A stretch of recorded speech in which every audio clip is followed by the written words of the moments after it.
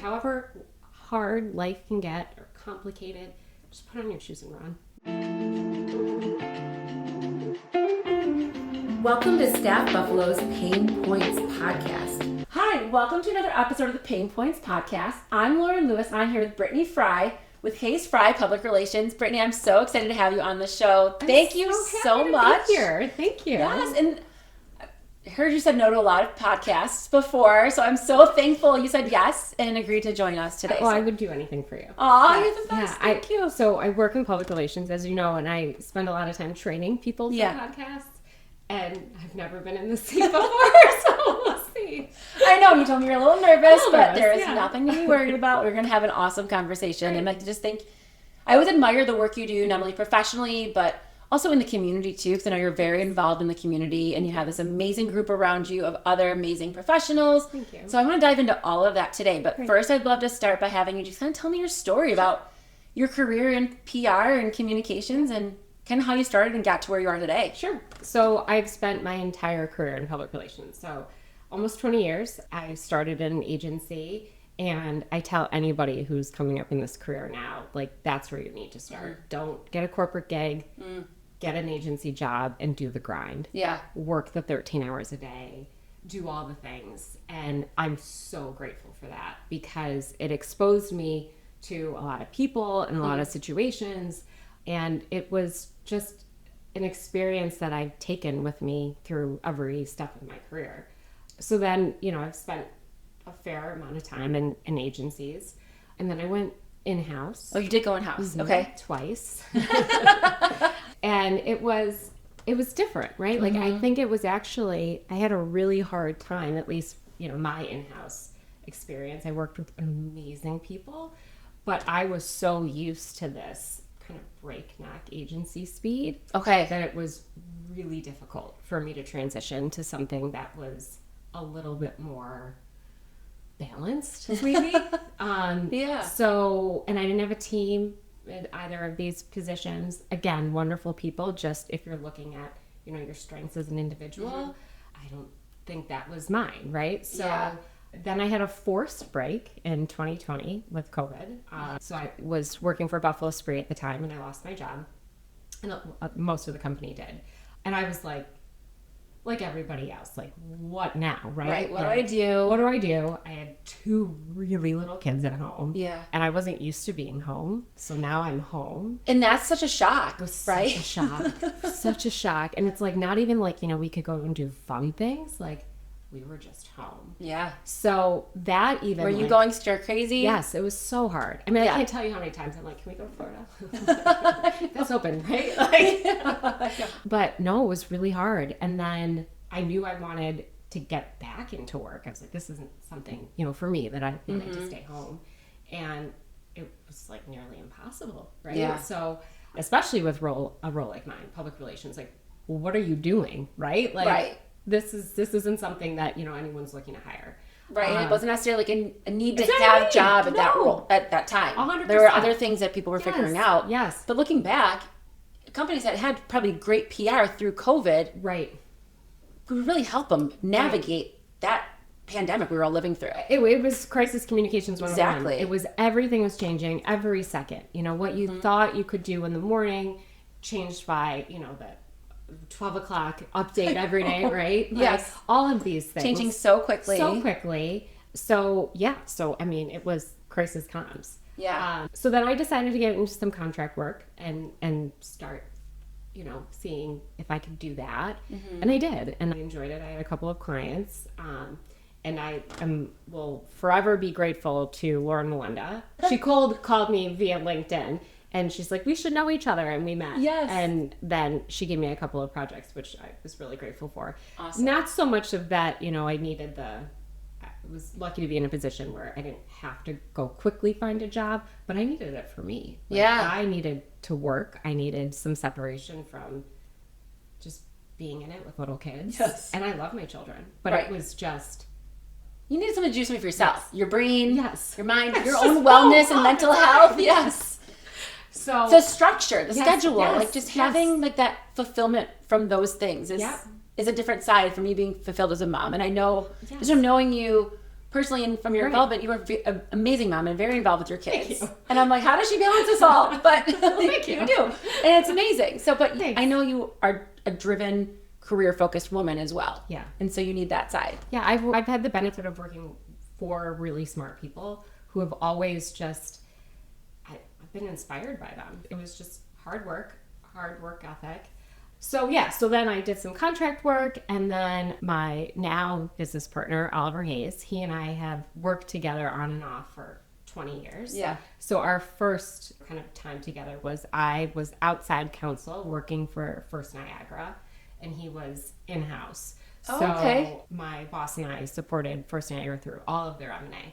So we did, 5 deals, some executive transitions. So I was outside, he was inside, and we just worked really nicely together. That's awesome. Yeah. And then we always just kind of stayed in touch professionally. And he was tasked with starting a PR department for an agency in Texas, fully remote. And this was during the COVID summer. Yeah. And he's like, can you come and do this with me? And I repeatedly said no. I'm like, no, This is a trend with you. You say no at first. I know. I'm like, no, I don't want to do that. And because we're remote, so I'm not leaving my house. It's still not fixing the thing of that I just what I really I'm always want. home. Yeah. And then I don't know. I think I had a particularly bad day at home, and I was like, okay, great, sure. About that job, just do it. Yeah. So I did that. We did that for a couple of years, and it was I knew pretty close to almost immediately that was going to be the last job I ever had. What about it? It was an environment that I can't even describe. Okay. So just culture. Not a good culture fit. No, and they're not even around anymore, so I can speak freely. Yeah. They didn't do a good job of client acquisition. So they would see businesses that had no business spending any money in PR. And I had such a hard time with it. I felt like this is unethical. This is a disservice to these startup companies who every dollar to them needs to return on something. Yes. So we would get these clients, and the turnover rate was just so significant. And it was just, there were so many times I'd be like, I'm so sorry. Because you're seeing you're spending way too much money that you don't necessarily have. Right? You're trying to get money, right? You're looking for your next funding round, and I promise you this isn't going to help you. It was just really tough. They need different resources to help with that funding and the rounds. I admire those founders of startups that do that, because I don't know how they do it. It's a lot of work. It's a grind. It's such a grind. You need grit, you need resilience, as you do in a lot of things. Right. It's just a different type of person and mentality. You have to go through that. And the next move is dependent on what kind of money you get. Yeah. So it was very hard for me, and it was hard for Oliver too. So then we went out for beers one night, and I was like, I hate this. And he's like, I hate this too. I was like, do you want to go out on our own? And he's like, sure. Oh my gosh, I love that. Sure. Let's do Why it. not? So here we are 3 years later. 3 years it's been. That's awesome. Yeah. What are some of the pain points you had to overcome over the past 3 years as you started your firm? Yep. With Oliver. Yep. So we resigned from the previous firm and gave them a month's notice. Did you do it the same day? Yeah, we did it together. Yeah. Well, we talked about it. We're like, well, are you gonna go first? Am I gonna? Well, let's just do it together. So we sent a Slack message too. This was so low bar. Hey, do you have a minute to meet? Yeah. To the president and the COO, and they get on, and they're not even listening. I'm like, so we're leaving, but we're gonna give you a month, and they're like, yeah, okay, great. That was it. It was it. You're like, that was So easy. So we gave them this entire transition plan and said this is how we would recommend you move forward with these clients and the people, because we really cared about the people on the team. They were wonderful, and they accepted the transition plan and it was all good. And then our last day was December 30th, and then February 15th they sent us a cease and desist. Oh, lovely. And, and then that kicked off an 18-month lawsuit. Which ultimately we ended up settling, but for a gross amount of money. Yeah. So that was hard. When we went out on our own, we had one client engagement. So we had $10,000. Oh my gosh. Right. $10,000. And you're like, we have 2 people, $10,000. And I knew we could do it, but it was like, okay, like we're going to be pretty lean. And then the world of crisis happens, and a client who we had worked with previously had a crisis. So they called us, like, it was literally like 4th day of being open. And we're like, okay, now we can do now this. We can do this. In crisis communications and crisis PR, is that the bulk of the work that you are doing? Yeah, so it depends. Like, a lot of times what will happen is we'll start with a crisis project, and then it ends up evolving into, strategic public relations. And a lot of times that might not be like, we're not going to pitch you to podcasts or media. You actually just kind of need to be quiet. Right. But you need that counsel to help navigate internal audiences, external audiences. So we have a client right now who we've been working with for a couple of years on a crisis situation that we are now emerging from it. Like, we're in a spot where they're strong as a company. They're great people. They've installed new leadership. So now they're at a point of like, now let's reclaim who we were. Right. So a lot of times it'll start with crisis or a crisis plan. So we do a lot of those where you hope you never have to use it. Right. But God forbid you do. Things happen. Things happen. Like, in this world, you just never know sometimes what's going to happen, especially in the world of business and just whatever industry you're in, the state of the world and the economy, like, things change quickly. So and you put a lot of trust in people, and then all of a sudden you're like, wait. Exactly. Wow. Yep. It's amazing how things shake out sometimes. And I always say you have to surround yourself with experts. You do. No matter what it is. It's knowing people that can help you when you are in a time of need, or someone who maybe needs some support and help. And that's your PR, it's marketing, it's accounting, it's finance, it's legal. Yeah. It's having good people around you who can help you through times of crisis and just to kind of help you continue to move forward. Yep. It's funny going through a real estate situation right now, and my attorney said to me recently, she's like, you're so chipper considering everything you're going through this past year with the sale of your condo. And I was like, I know. It's like, I have amazing people around me that are really supportive and positive and help. And so there's your personal life, your professional life. And you need people who are going to like tell it to you straight. Yep. And also like pick you up. Absolutely. And sometimes it's at the same time. And I think it's having someone you can call too. Yeah. Just pick up the phone and you're like, okay, this person's going to answer my call and they're going to help me through something that I'm freaking out about. Yeah. And that's important. 100%. Yeah. Yeah. Yeah. So that was our lawsuit. So that was like, we surrounded ourselves with people who could really help us. And awesome. When we first got the cease and desist, we were able to contract with local attorneys. And then when the former company, they went straight to litigation, we had to find Texas counsel. Oh, okay. So that was that's a little more challenging that we wouldn't have even considered, right? Like, you're just great. We'll just use our great attorneys here. Yeah. But we worked with Bond, and they helped us find Texas counsel, which awesome. was very helpful. But I mean, now it's a whole different world, right? We're talking Texas rates. We're talking Texas business climate. Like, all of these things. Which is very different than up in here in New York State, too. Different. So different. And it was, you'd get these bills, and I mean, I remember the first bill we got was like $3,000. And we're like, oh, okay. Not too bad. Not too bad. Like, okay, great. And then the next bill was $26,000. I'm like, wait, American? What? They're like, oh, shoot. It's a lot of money. Yeah, it's like a gut punch. It was. Right? You're like, oh, shoot. What's going on here? Yeah, and it's hard. They just keep piling up. Yeah. Mm-hmm. Yeah. And then it's bad when you get like a $9,000 bill and you're like, hey, not a bad month. Right, not a bad month. It's all perspective. Right.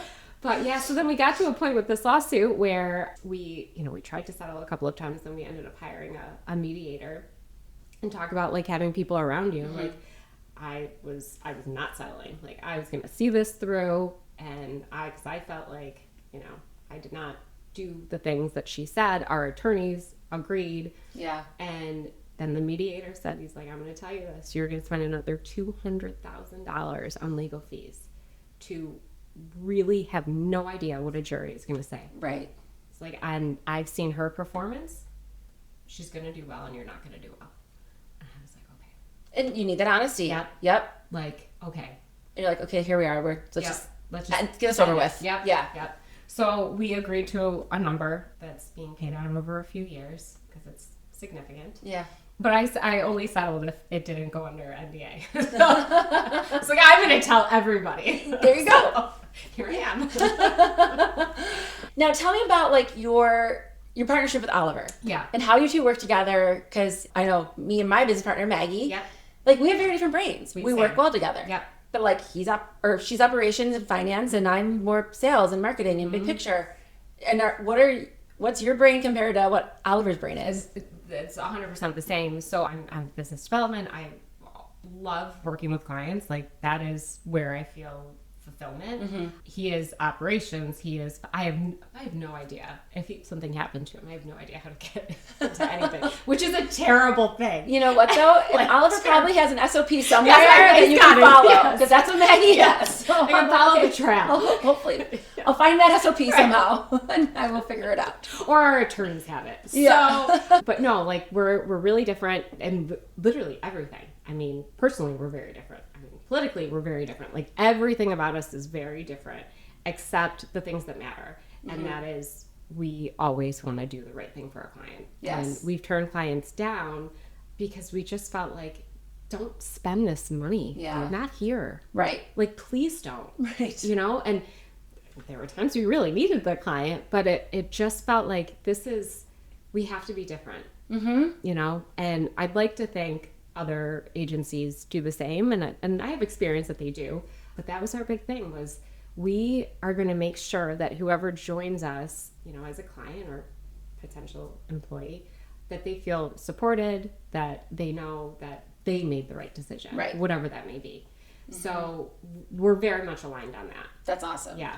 I think when you have like your business ethics aligned when it comes to that and the type of clients you want to work with and can work with, and know which ones you say no to, maybe point them in the better direction. Right. That goes so far Yeah. when it comes to your business and how you're running it and your success in the future. Yeah. Yeah. And it always comes back, right? Like, you know, if I pass someone to someone else, eventually a referral will come, you know. So it all works, but that was really important to us. And I'm really proud that even in truly like our darkest times during the past 3 years, we never made concessions. Like we really stuck to it. That's like, awesome. That's important.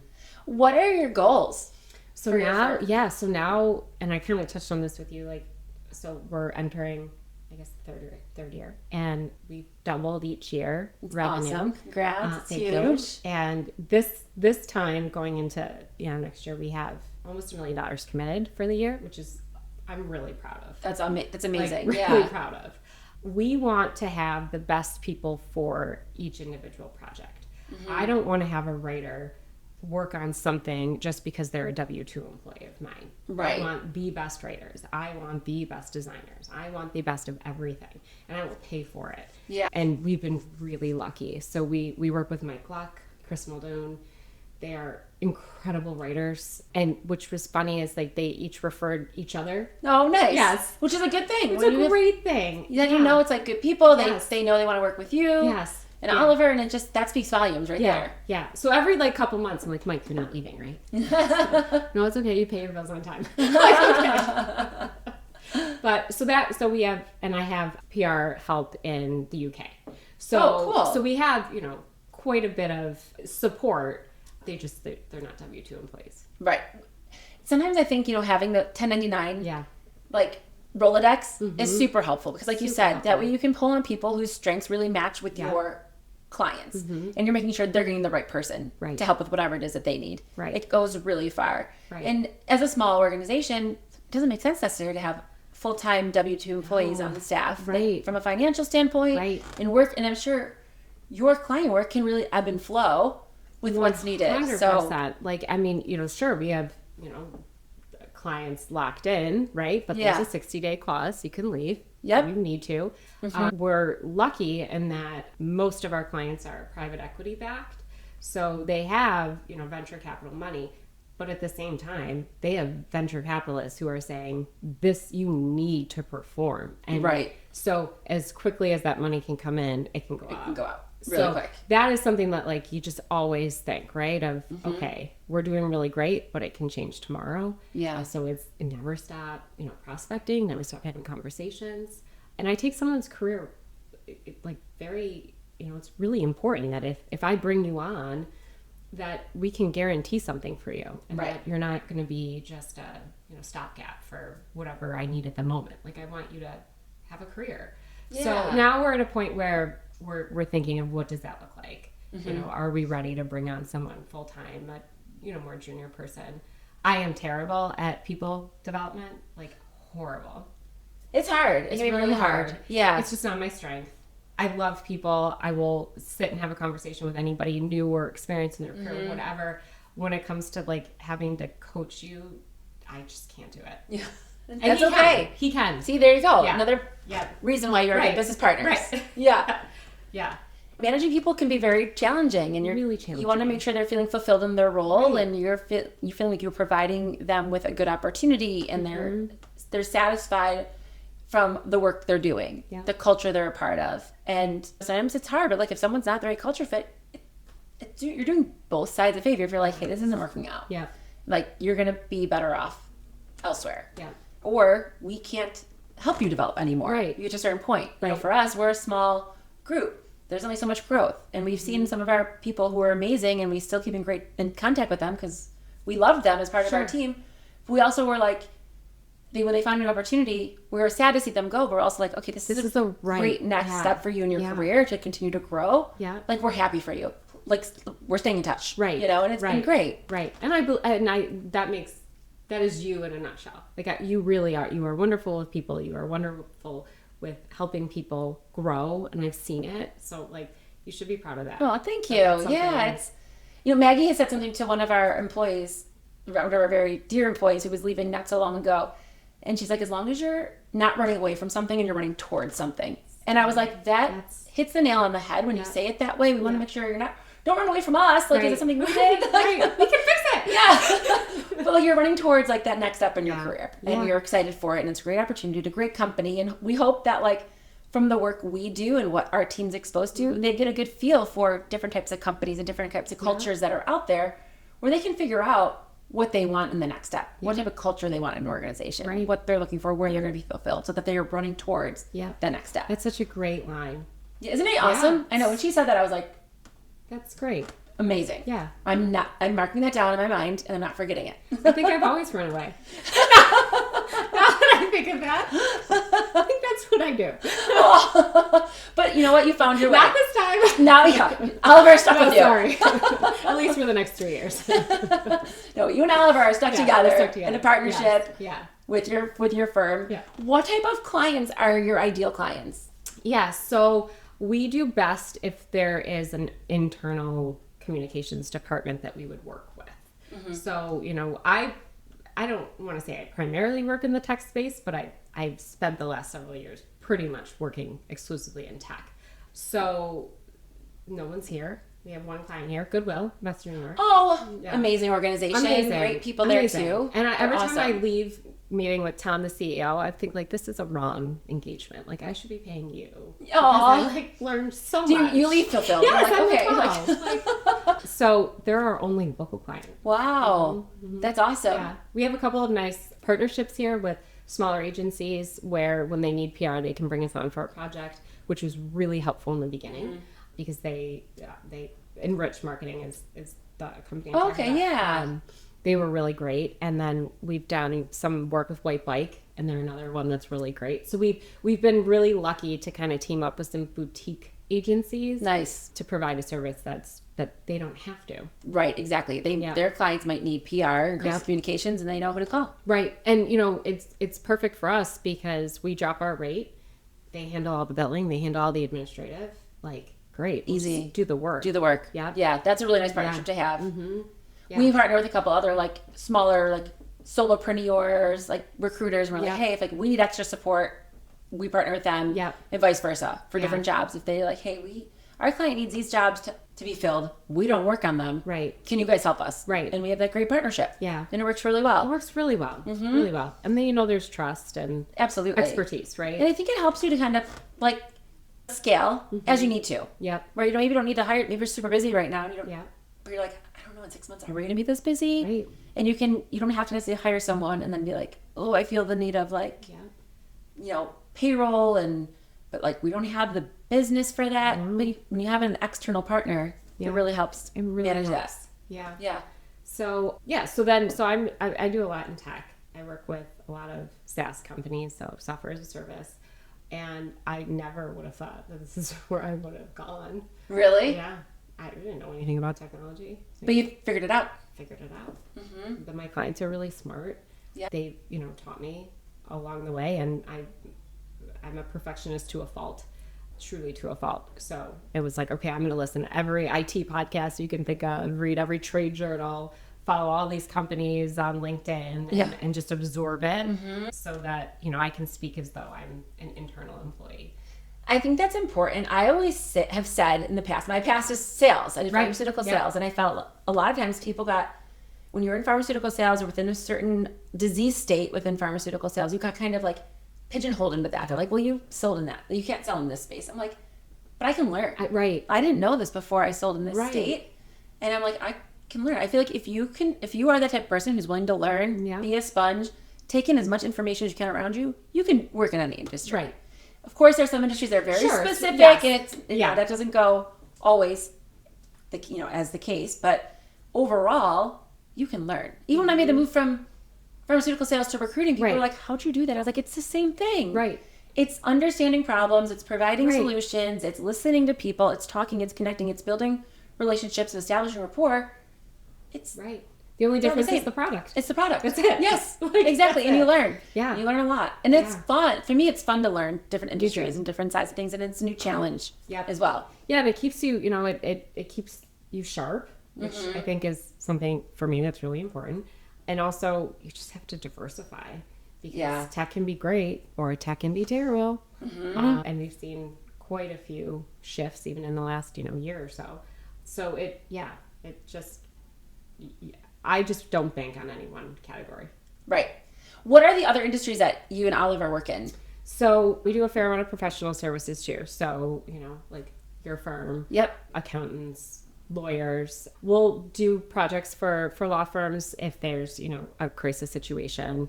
We work really closely with MJ Morley. Okay. I just saw your post, yours and Oliver's, from being at the so we went to PR Society last week. Yeah. So MJ, and if you don't follow her on Threads, you need to. Okay. So she's a local attorney who has just immersed herself in the Justin Baldoni, Blake Lively lawsuit. Oh my gosh. So she is... Is that still going on? Oh, still going on. Oh, wow. Yeah. Every day it's a new development. So she's just this has become her identity in this way. And so she actually called us, I don't know, last year sometime, and she said, hey, Nightline called me and they like me to go on.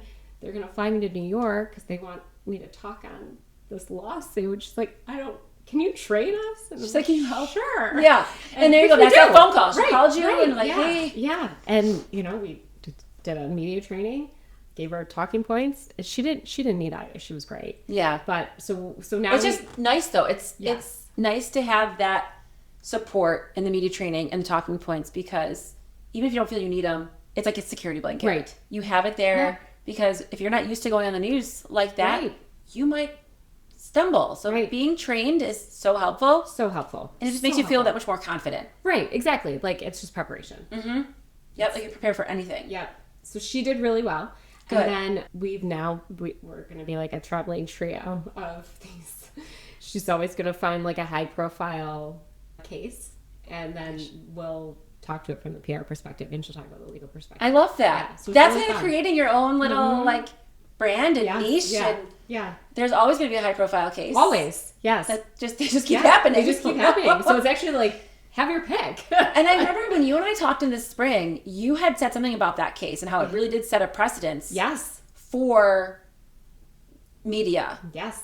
Social media. Yes. And just kind of people being all into that case. For my entire career, and I said this at the conference last week, my entire career, if I was working with a client who was dealing with, some type of legal issue, and a reporter called and said, I want to speak to insert name.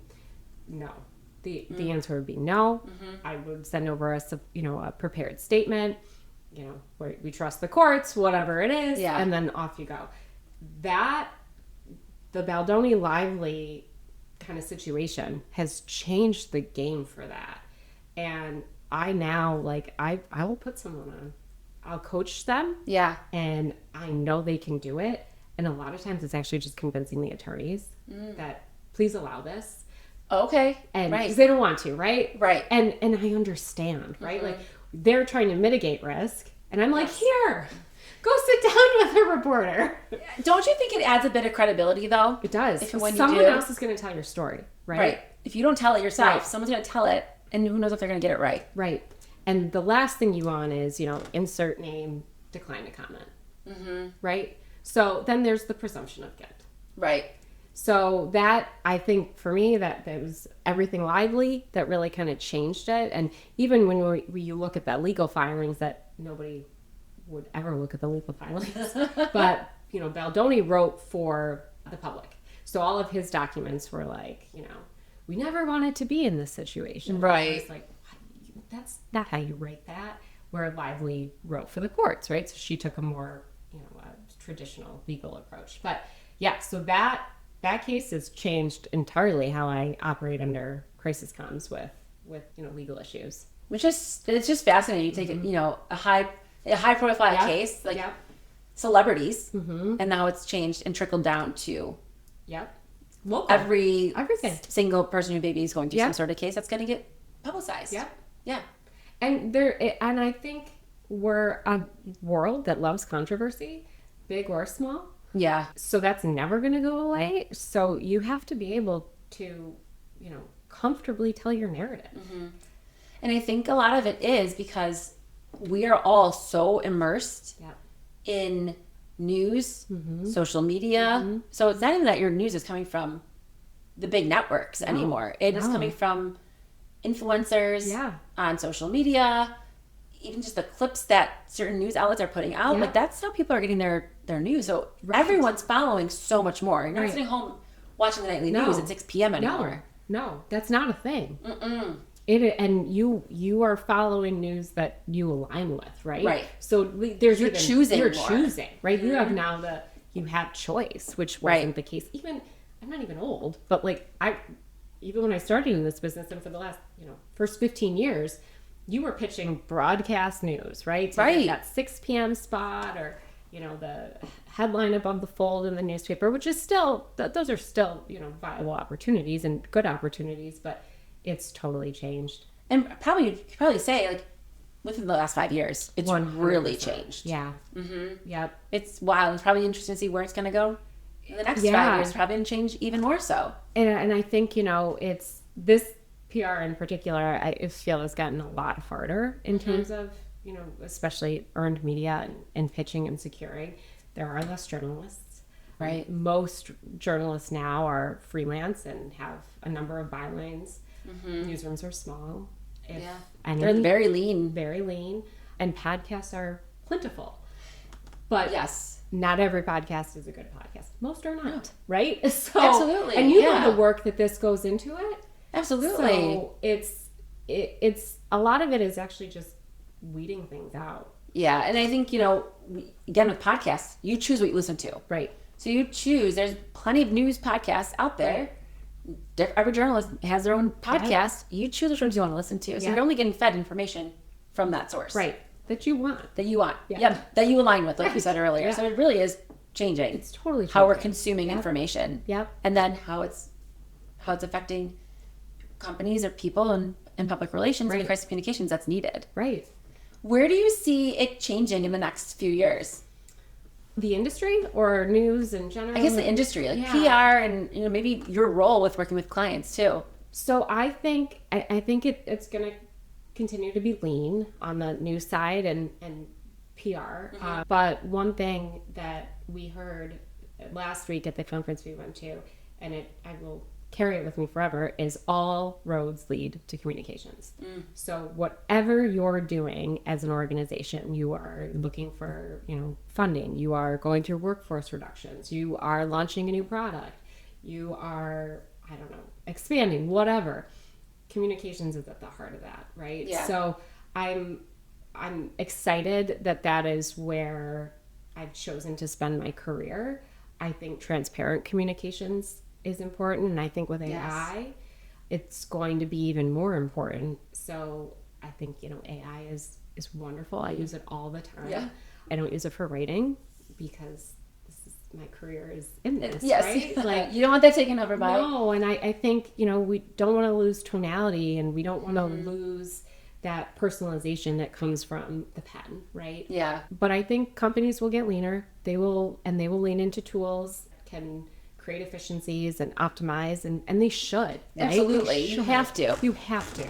If you're not using AI and different technologies, You will be eliminated. You're going to be eliminated. Yeah. You have to figure out how to Yes. use it Yep. to help you. Yes. But you can't rely on it.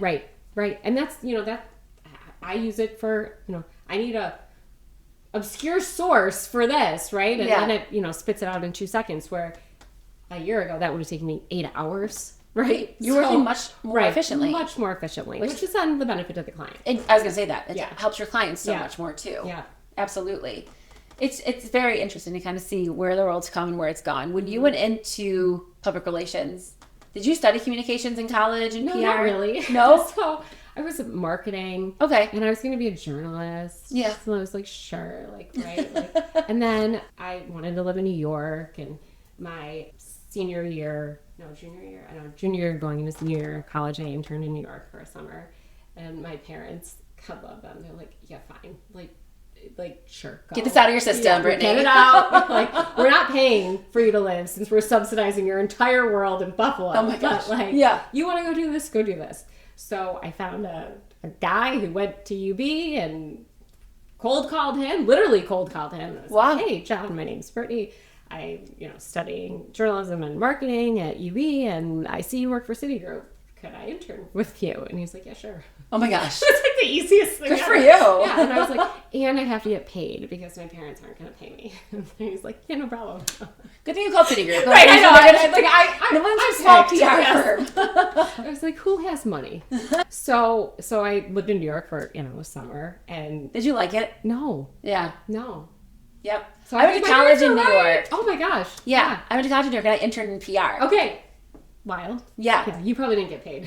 Nope. No. But the firm I worked for was Allison Broad Public Relations. Okay. If you ever look them up, Okay. they're amazing. I think maybe it's Allison Broad Marketing and Communications Okay. now. She's just, huge Yeah. PR firm in New York. She does a lot of celebrities, a lot of huge brands. When I was there, it was beauty, fashion, lifestyle. Okay. So all of our clients were makeup products, hair products. So I say I got paid in that. I'd come home With tons. bags full of like shampoo, conditioner, body wash, makeup, Yeah. like body lotions. Like I'd be like, tell my roommates, like, have fun. Here we go. What are we playing with today? Like, so that was like how I get paid. I think I got a Metro card. So like an unlimited Metro card. Like this, perfect. And I loved it. Yeah. But I remember that was my junior year of college. I did that internship. And I still admire Allison, the work she does. It taught me a lot about branding and how to brand your own company and your own firm. And I remember when we started StaffBuffalo, I was still pulling on things that I learned from working at that firm. Sure. Yeah. And it was a great experience. I probably should have done it into my senior year, but I wanted some other experiences too. But I remember at the end of my senior year in college, in my suit, and my little black heels on, going to job interviews on the subway, and I'm like, I hate this. I know. I don't want to do this forever. That's how I felt. It was fun for a couple of years, and Yeah. I was glad I was able to do it when I was in college, but I was like, no. No. I'm like sweating on my suit on the subway. I'm like, I have to go to Dwayne Reed and get deodorant and like freshen up. Right. In the lobby of like the office building before going up to my Right. interview, so I look refreshed and like professional still. Yeah. And they're, the offices are like, 2 degrees. So Yeah. now it's like this extreme from like such an extreme. 95 degrees outside. You're sweaty, you're gross. Now you're going into Yeah, this, oh like, yeah. stunning It was brutal. office. And I'm Yeah. like, yep. No, so I think my parents were right. I got it out of my system. That's good. And you probably learned so much about yourself Yes. and your career Yeah. at that point in your life too. And I think really like at the end of the day for me, it was like, you just need so much money to live here. You do. Otherwise, like, you're not enjoying it. So like my, experience with New York is like my mom and I would go for a weekend, right? Or like my girlfriends and I would go for a weekend, and like, you don't think about money because it's a weekend. It's right? a weekend and you're like, great. it's like your little vacation. Right. You're planning to spend money. Right. Where like when you live there, you're like, wow. And that's every single day. Every single day. Yeah. Like I can't go out to dinner. Like And I always say, like, everything's a hassle there. everything's a You hassle. gotta rely on public transportation. Yep. You're going to do your groceries. You gotta walk a couple blocks with your groceries, your laundry. And Everything. if you don't have enough money to live in a doormat apartment, you're walking, You're 5-floor walk up, all the Yep. way up, lugging everything up Yeah. and down all the time. Yeah. I'm like, It was a particularly hot summer of the year I was there too, so the subway always went out. Yep. Always. Do you get the hot car Yes. too? They're like, hot car. And you're "Don't like, go in that okay. one." So there were like many days that I would walk like 60 blocks to work. Oh, yeah. Because you couldn't even get a cab. Like it was Nope. all the power to people who can do it. I was not. Yeah, it is a different mentality. Yes. For sure. I like my car. I like Wegmans. Pulling in your driveway Right. and like just bring your groceries right into your house. Exactly. It's so easy. It's so convenient. Yeah. Even just getting to the airport. Like Right. we're spoiled in Buffalo. The So airport is spoiled. 5, 10, 15 minutes from most people's houses. Right. It's so convenient. You walk through Yeah. security like a breeze. Yep. And you board your plane. Yep. New York, it is like you got to plan at least 2 hours. Right. You got to take transportation to get to the transportation. Yeah. Oh, Like, yeah. You're like, wait, I know. this is crazy. I know. It's so like- hard. Yeah. Yeah. So I got it out of my system. Yeah, and then you ended up. So you thought you were gonna be a journalist. Got that out of your system. Yeah. You know, interning in at City in New York. And then how did you navigate your career like into agency life? So then I took another internship at here in Buffalo. So like all roads like are connected. So the man I interned for in New York knew Bill Collins, who owned Trevor's Collins at Yep. the time here. And he said, I'm going to connect you with Bill. He's like, you were great. Oh, Bill's awesome. Great. Like, you should meet. So then he connected us, and then I interned with Trevor's my senior year, and then their investor relations department needed a full-time hire. So Oh my gosh, they perfect. hired me right after graduation. And you probably had that experience too from City. Yeah. Yeah. Working in finance. Yeah. So it was like a really nice kind of synergy. So then Good. I was there 4 years. Awesome. Yeah. And just navigated that career path along the way Yeah. led you to Hays Frey Yeah. PR. And here we are. Here we are. It's awesome. And now, Brittany, I know you're so involved in the community. I mentioned it earlier. I always admire the work you do with Girls on the Run, which is such a great organization. Thank you. So tell us more about like your involvement in Girls on the Run and in the community. Girls on the Run, to me, it is everything. Yeah. I started as a coach during COVID to get out of my house. I didn't even have children in the program. But I was like, sure, I'll coach. Fun. And I coached at St. Mark, and Chrissy Pearl and I were Yes. were co-coaches.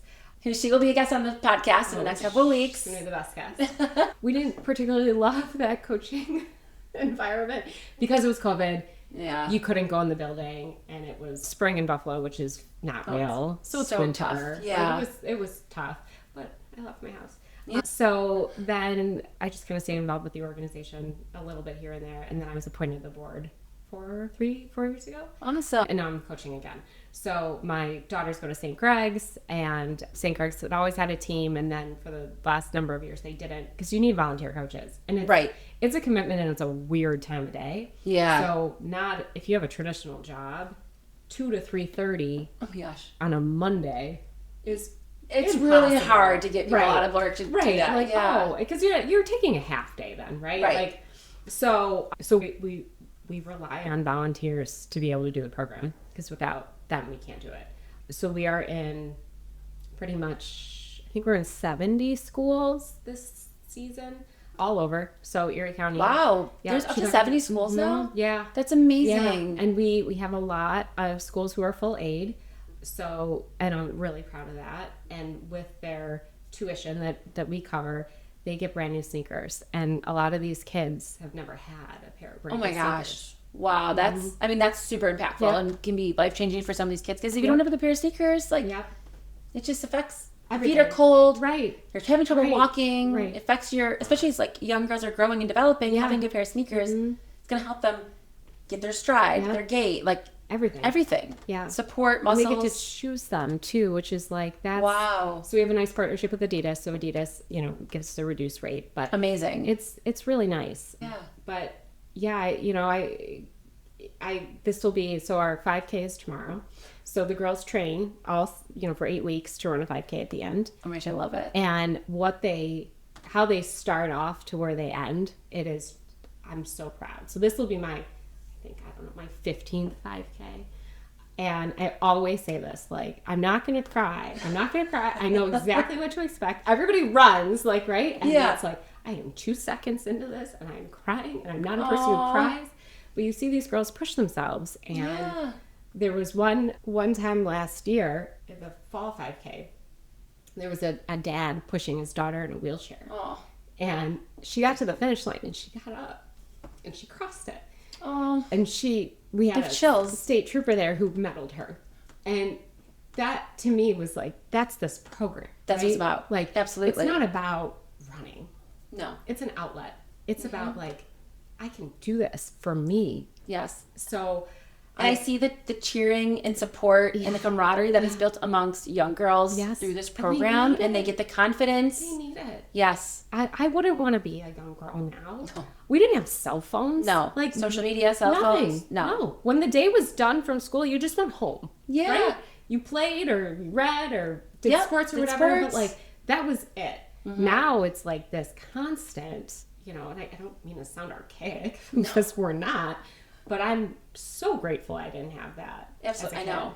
I always say that. I'm like, thank God we didn't grow up with social media. No. And I just had the conversation with someone recently. It's like, at the end of the day, like, you went out and played with your friends. Your parents might not have seen you. Right. Like, street lights came on, you went home. Right. Like, Come home for dinner. Yeah. Yes. Yeah, you didn't go to, ring your neighbor's doorbell and ask if your friend could come out to play. Like, that's what you did. Yeah. You just kind of figured it out. What you were going to do. Ride your bikes, play kickball, see who was around. Right. Just roam, go on nature hikes. Like, you did so many things like that. Yes. Yeah. We lost all of that. I know. I think it slowly will come back. And I think, a lot of people are seeing the impacts of the dopamine hit from the phone and all of that, right? So I do think things will hopefully change. I'm trying to get back my phone. I had my plugged in last night and I had my book with me instead of scrolling. I'm trying so hard. Read my book instead. And sometimes I find myself on my phone just scrolling. You're like, oh my gosh, put it down. I know. It's so I bad. don't feel better. No, I feel worse. I feel it in my eyes and my brain. I'm like, everything. This is awful. Everything. Get it away from me. I know. Yeah. And then I buy all these things. Why did I buy them? It's easy. It's at your fingertips. You told me to. Yeah, you're like, easy. Link, buy, done. Definitely needed that sweater. So no, yeah. But so Girls on the Run it's old school sports. I love it. It's running. It's for you. It's, and I hope that, these girls will always have that.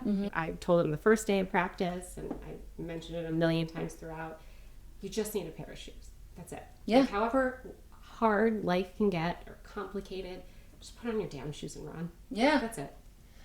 For me, I've always been a runner, an athlete, but now that I've gotten older, I just don't love running as much anymore. I also don't love running. Like, I will do it. So I'm like, okay, I feel like I should go out for a run or I do run walks. Yeah. But I will say during COVID, when the world kind of stopped and we were all home, and I was used to running to this meeting and that meeting and this event and that event, and just being in the office 5 days a week, and then you're just home. Yeah. I was like getting out for a walk in the afternoons, like 2-3 o'clock, was saved my mental health so much, I think, and it just felt rain, good, sleep, fresh air. snow. I walked. Get out, get out of the house. Yes. It was part of my routine. I loved it. Yeah. Some people baked bread. Yeah. Walked. I did that too. Baked bread and cookies and walking, but wine at 3. Yeah. Not anymore. No. You're coaching girls on the run. No, everything's good. Yeah. Well, Brittany, thank you so much for joining me on the Pain Points podcast and sharing your story and the work you do, both professionally and a volunteer in the community with Girls on the Run. If someone's looking to get in touch with you, how can they get in touch? LinkedIn's probably best. Brittany Frey is my name. My website is also haysfreypr.com, but LinkedIn is great. Since most of my clients aren't here, I love meeting with people who are here. Yeah. So remember, I don't like to always be home.